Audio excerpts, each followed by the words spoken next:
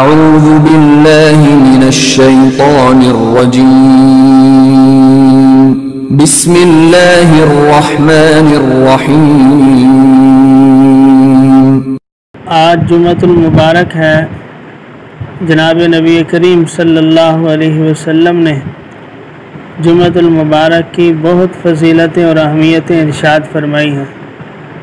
یہ دن اس امت کے لیے ایسے ہے جیسا کہ عید کا دن ہوتا ہے، اور اس سے سارے دنوں پر وہی فضیلت حاصل ہے جیسا کہ عید کو فضیلت حاصل ہوتی ہے۔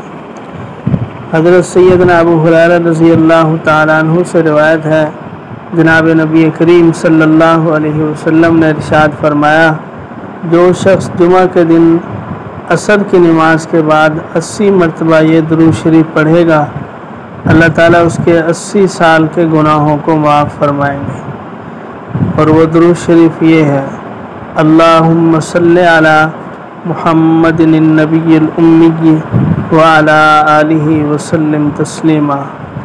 عصر کی نماز کے بعد جس جگہ عصر کی نماز پڑھی ہے، کوشش کی جائے کسی سے بات چیت کیے بغیر اس درود شریف کو 80 مرتبہ ضرور پڑھیں، اور اتنے عظیم فائدے سے ضرور انسان دنیا اور آخرت کے اندر فائدہ حاصل کرے۔